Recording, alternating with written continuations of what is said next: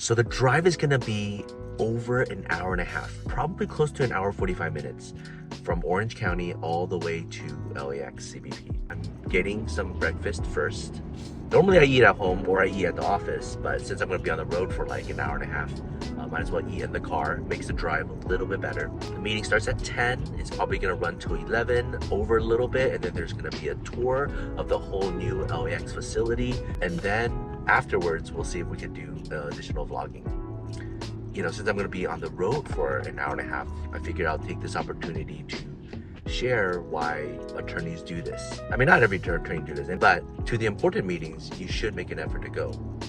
I've been meeting with CBP probably since like 2016.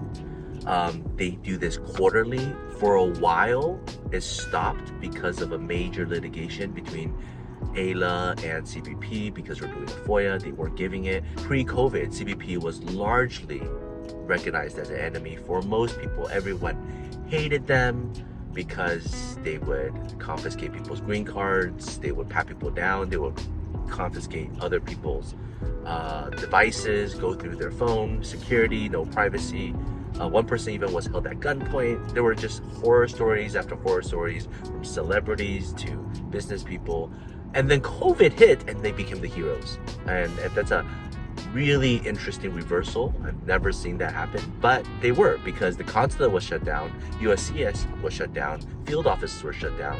The only arm of immigration left standing was the CBP, right? The airports were shut down. CBP officers were the front line of defense, and they were just given extra wide latitude of discretion, and they really rose up to the challenge, right? People who couldn't get a visa overseas but needed a humanitarian way to get into the country, they allowed it, right? So you board the plane with a B1, B2 tourist visa. But when you are in front of the CBP officer face to face during COVID and you say, I actually am trying to come in as an L1, as an O1 visa holder. I'm actually supposed to work here as an executive. I'm actually supposed to produce this next Netflix series, but I didn't get the visa. So technically I'm not supposed to do this. Well, CBP officer says, I understand, I will let you in. I will stamp your passport, let you in under that visa category. That's phenomenal what they were able to do. People who left overseas with a green card for over a year, technically you might have abandoned it pre-COVID, right? They would have confiscated it, make you go to the immigration court, fine you, all sorts of stuff. But we've seen officers just in our office alone, over 500 to 1,000 cases where they were able to adjudicate, review, and basically have mercy and grant them entry. It's amazing what they were able to do. CBP is a very important arm of immigration. And the thing I didn't actually know until very recently was that each field office, right, each airport, they have their own jurisdiction. You know, there's the national level, we'll have the general policy, but each field office kind of manage their own caseload and make their own discretionary judgment. You know, just like each industry specializes in their own unique form of business, each airport, they see their own routine customers, and they see the people who normally fly to their airports, their backgrounds and their stories, and they are able to have a better sense of, is this person telling the truth or not? Did they abandon the green card or not? So since we're based in pretty much LA, we go to LAX very often, flying out, and a lot of our clients fly into LAX. And in my opinion, LAX is one of the better airports. It's not the best, you know? It's hard to say it's the best, but top 5, sure. I think it's top 5 for sure. As far as needing discretionary, you know, judgment on their case. Now, with that being said, there's something else that I recently learned. You know, if you've never flown to LAX, if you've never flown to JFK, if you've never flown to some of the nicer, bigger, better airports in the sense of getting your case adjudicated, and you try to go there just for the sake of having a nicer officer, then you might be wrong. Because if they see you flying to that airport for the very first time, they actually treat you a little bit more strictly, right? I mean, this is the first time here, why? And if you don't even live here, if you don't have a business here, if you don't have a home here, why are you flying over? Now, with that being said, I know plenty of clients have still chosen to fly to LAX even though they don't have actual business here, because at their original airport it was just so bad, right? It was just they every single time they get they get interviewed, they pulled into secondary, they get checked, they get questioned for hours and hours, and now they've left the U.S. for 3 years or longer. Oh my goodness, they're for sure gonna be treated terribly. So at least go to a place where they know that they're gonna be treated fairly, maybe. So we prepare the package and everything. There's all these things that I'm learning about CBP, and a lot of times one of the only ways to really get to know how they adjudicate on a day-to-day basis is by going to these meetings. So let's talk about all the reasons why it's important for attorneys to go meet with CBP at the local field office. The most important one is understanding exactly what is happening on the ground. What are their policies right now? Because it changes every few months. And you can say, no, it doesn't change that much. It changes a lot, right? And one small change could be the difference between your client being granted or being denied entry. Every time a director changes, they have new discretionary authority, and that changes, right? Some people are nicer to lawful permanent residents. Some people are meaner. Some people have more of an international understanding on how this global economy works. And so they understand when people have to leave the country for a significant amount of time. Some people never had a passport, let alone step out of the country. So they don't know why people travel for such long periods of time. It's up to the officer's discretion and how they adjudicate. And also, CBP National makes certain policy changes. The president signs executive orders affecting every single port of entry. And then there's politics. There's spies. There's drugs. There's just local pressure from senators, from business people that need certain people to come in but can't have them come in. There's all these different reasons why every few months adjudication seems to change. And you might think, I've been doing this for the past 2 years. I've never had a problem entering the country as a tourist visa, staying for 5 months, 6 months. Maybe you got lucky. And the thing is, the law itself doesn't change, but your history changed and the world changed. For example, let's bring this back to World War I, World War II, right? You can't say, oh, it was fine before, but now I should be able to enter, even when there's a global war going on. I know it's kind of not fitting to talk about that right now, or is it actually super fitting? Because people from Ukraine want to come to the US. People from Afghanistan is trying to leave and trying to enter. And USCIS issued all these memos expediting the family applications for people from Afghanistan, people from Ukraine, and then Russians. There are plenty of Russians in the United States. And you know what? They can't go back to the embassy. Why? Because the embassy is shut down. So they can't go back and come back in. These are good students. These are good business owners. These are good family members of US citizens. There are plenty of Russians. Not every Russian is a bad guy. What is a CBP officer going to do today versus, 5 years ago when they see that Russian passport?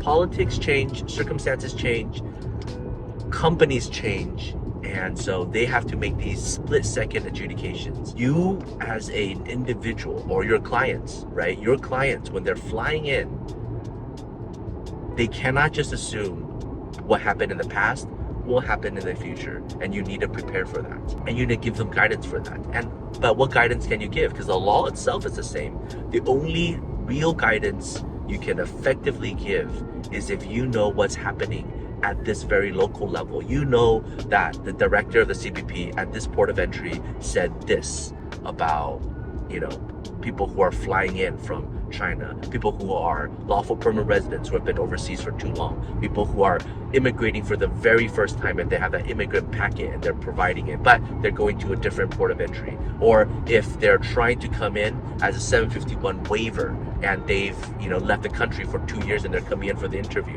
Did they abandon the green card or not? Is the green card still valid? There's all of these questions that it's adjudicated differently, and finding out what the officers have to say, that is the key and most important reason why it's important to go.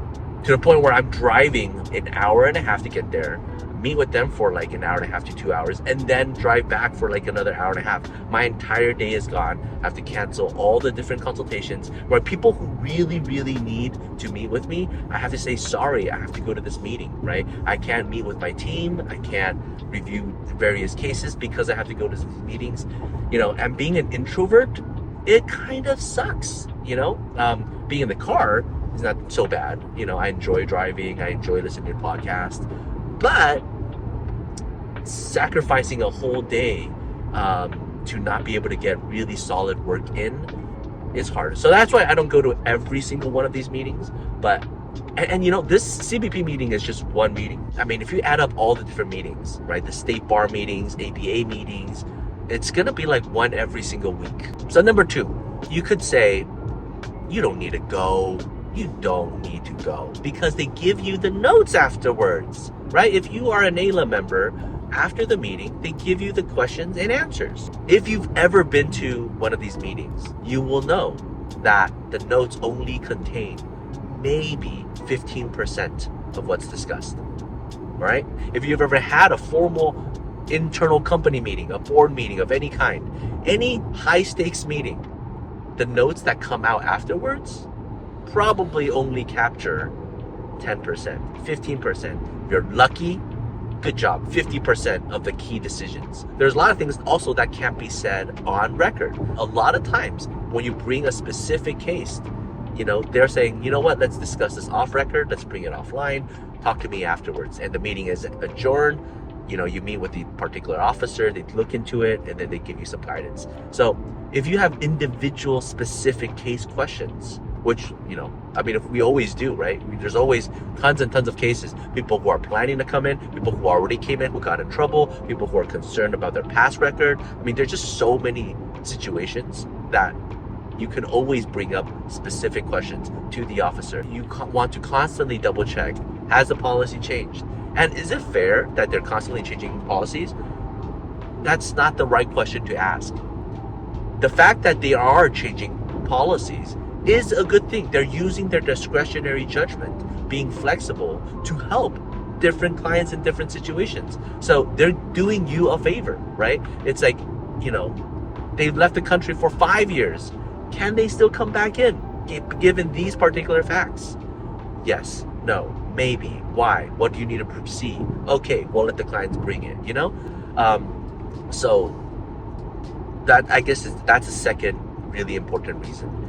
You can't just rely on the notes because you miss out on so much good information. But the third reason why it's really important to go is because you get that face-to-face with the CBP officers. Now, these are not people who contractors or PR people that they hired out, or secretary that's just trying to do, fan service, right? These are actual CBP officers and CBP directors who's taking their time out of their day, couple hours to prepare to answer these questions, and to further be in touch with all these attorneys. These are the people who are going to be adjudicating your client's cases when push comes to shove, right? If the client is gonna be deported, if they're gonna be removed and it's gonna be on their record, and then you want to get that record cleaned and wiped off and revoked and reversed, because having a removal on their visa is going to forever ban them from coming back to the US again, because good luck trying to get a new visa from the consulate if there's a CBP denial. They have the authority to correct the record and say, we are going to cancel that. And we've done that before, right? Where an officer mistakenly removed somebody. Good luck trying to get a CBP officer to admit wrong, but they were able to do it. Now, is it because our legal brief was amazing? Maybe. Is it because the client's situation was really, truly sympathetic? Maybe. But I really think it's just because we have that reputation with them of constantly going and showing up and really fighting for the client, and they know who we are. And so when we do have a legitimate case that we're bringing up to them, they're saying, all right, sure, we made a mistake. We are going to reverse that so the client can get a new visa. It's really just showing up, and so needing to show up, needing to pay the respects, needing to really prove that you are who you say you are, because there's thousands and thousands of attorneys constantly, zealously fighting for their client's situation, and they're constantly submitting briefs and requesting CBP to do this, to do that. They're tied, right? Their hands are tied. They cannot. But if they know you are a legitimate firm and your client's situation is legitimate, and you travel all this way to bring it to their attention, maybe it's that whole saying, the squeaky wheel gets the oil. When we go, we are not we have a good time. Like, a lot of times we're having donuts, we're eating coffee, we're having a good time. We're talking about policy. We're talking about how other CBP officers at different airports adjudicate it at the national level. These CBP officers, their day in and day out task is to do what they do, but they don't know what USCIS is doing, right? Every single time we talk to CBP officers, they're always like, why is a 526 or 829 being adjudicated for 4 years or 8 years? Why is a 751 like 4 years and they have to do this extension? I've never seen this before in my 20 years. Yeah, because USCIS almost went bankrupt, because USCIS couldn't have enough officers to interview people, to grant them green cards. And so they just do these extensions. And so it's like, people are waiting for their green cards for like half a decade, and there's still no end in sight. And they're like, really? And so they are learning from us. We are basically the team of the best lawyers, immigration lawyers, teaching them immigration law. The government is not going to hire immigration experts to go in at $600 an hour, $1,000 an hour to teach the officers. They don't get that. So we volunteer our time, right? A room full of immigration law specialists that's approved by the state bar to be there to teach them what is a B1, B2 visa that's permissible, and what are the activities that they can come into the US, and why it's actually okay if a tourist is coming in to get married to a US citizen. Marriage tourism is a thing. Like, there's so many things that's in the gray area of immigration that they don't know. I mean, it would be so much easier if immigration was just cut and dry. You could do this, you can't do that. But that's not how law works, right? B1, B2 visa, you're able to come into the country to do tourism. What does that mean, right? You're able to come in for holiday. What's permissible, what's not permissible, right? Federal law, state law, right? Like, that's all so confusing, but they are the ones who have to make that determination within a split second, without looking at documents, with just looking into the client's eyes and trusting that they're telling you the truth. There's just so many things that CBP officers need to learn from us, and us going and teaching them really helps build that bridge. Another reason is all the other attorneys who are showing up. These are fun people. These are good people, and these are people that you want to get to know. So many previous AILA superstars are at these meetings, and also LACBA too, right? LA County Bar Association. They're amazing. They're a great organization. They're very local. They're very powerful locally. The people who are showing up are the people who are doing the work. When you ask them particular questions, right? Maybe the CBP officer cannot help you out, but to your left, to your right, these are people who've been in the industry for decades, and they've seen hundreds and hundreds of cases through the previous administrations. They are willing to share their knowledge with you. Everybody has their own unique sets of clients that we're not competing. And so when you are there, when you share how you do it and the struggles you have, a lot of times these other superstar attorneys are there to help you as well. So it's a good networking event, essentially, right? And so that's another reason to go to these meetings. This segment is going to be about how to prepare for these meetings, right? I've been to over 10 of these now since 2016 till now. Sometimes I would go like 2-3 times a year to meet with the local CBP officers. So what should you do to prepare for and have an amazing meeting? The first thing is getting there early, right? Getting there early, being prepared, well dressed, have good energy. So I'm being caffeinated. I'm a big breakfast person. I have to eat a pretty substantial breakfast so that I'm awake. And you also want to prepare your questions. So before going to this event, I email blasted everybody in the company. It's like, I'm about to go meet. If any of you have any questions for CBP officers, for their clients, please let me know. And so I can prepare it. So everybody's like looking through their casework and then asking some specific questions. They're reaching out to all their clients to say, hey, do you have any specific questions for your case? Or I know you're about to enter this particular thing. We're going to go ask for you, right? And so So now I have like a whole list of different questions that I want to ask the officers. One of them being, what do you do if the airline doesn't let you board the plane because your green card is expired, right? Maybe your 829 is pending, you didn't get your 551 stamp, all of these different things where they can't get on the plane.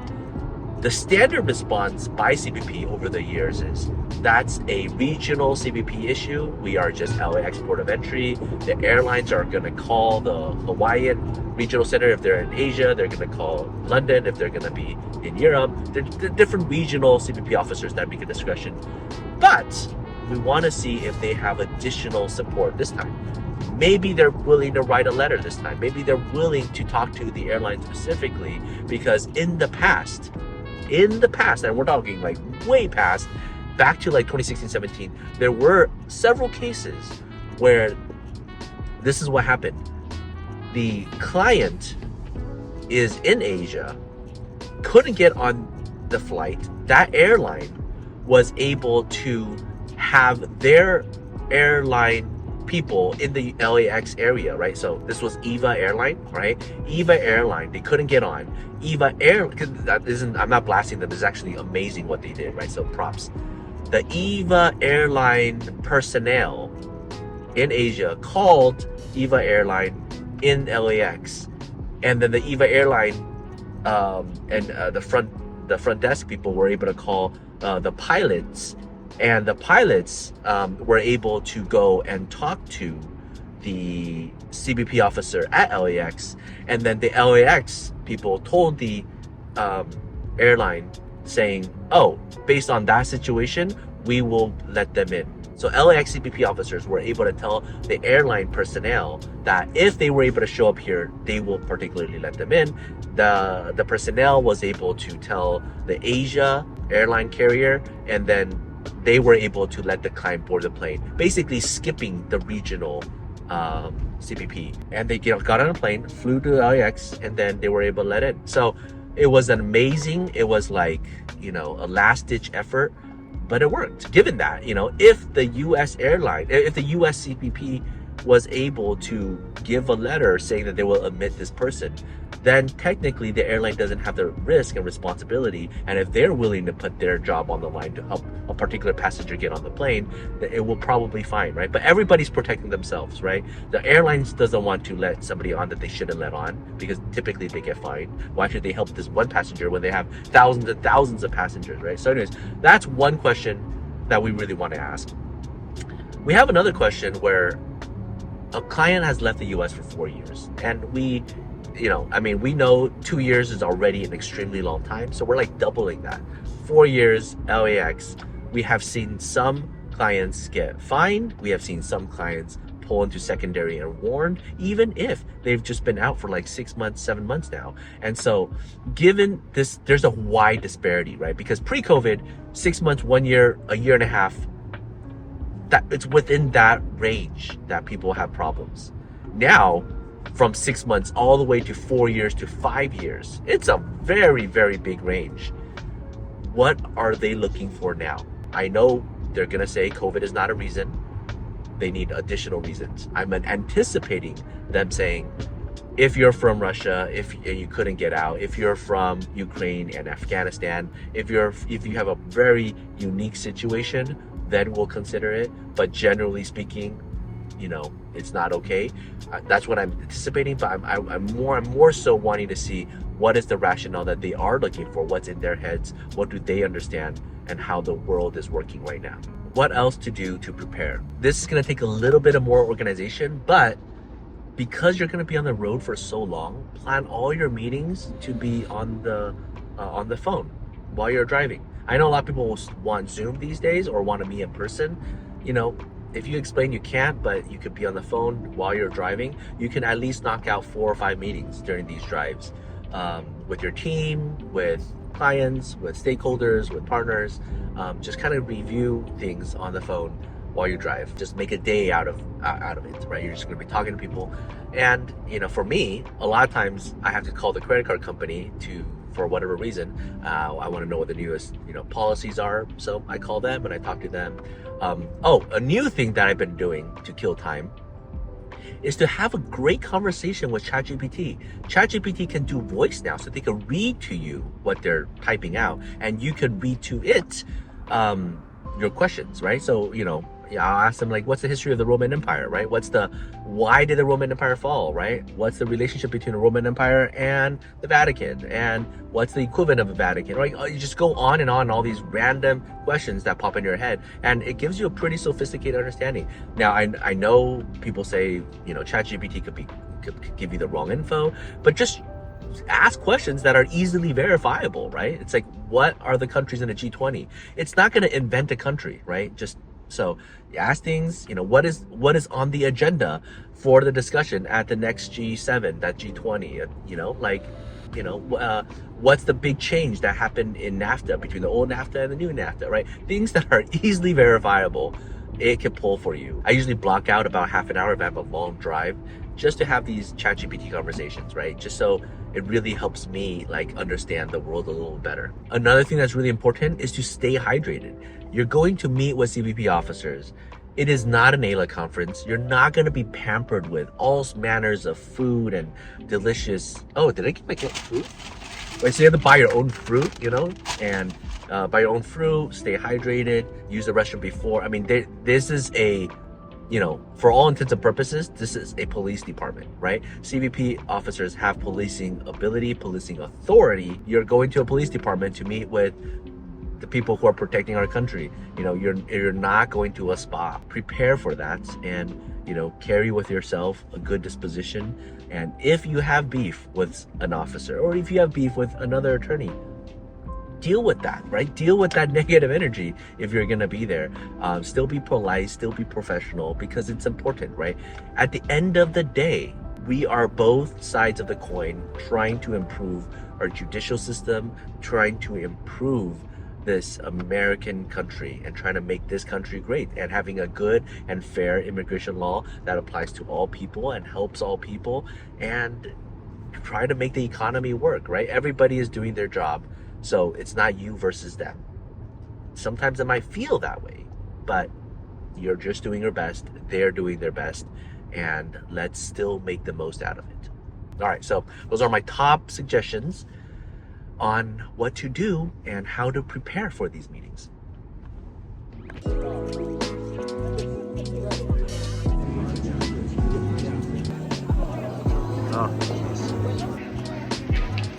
Thank you. Thank you, appreciate it. Just finished the CBP meeting. It is right now 2:11. So we met from 10 o'clock till 2. I didn't eat lunch. So luckily we ate that breakfast. Now driving back home, I just stopped by, of course, El Pollo Loco and getting some afternoon churros. I have a 3 o'clock meeting. I have a 4 o'clock meeting.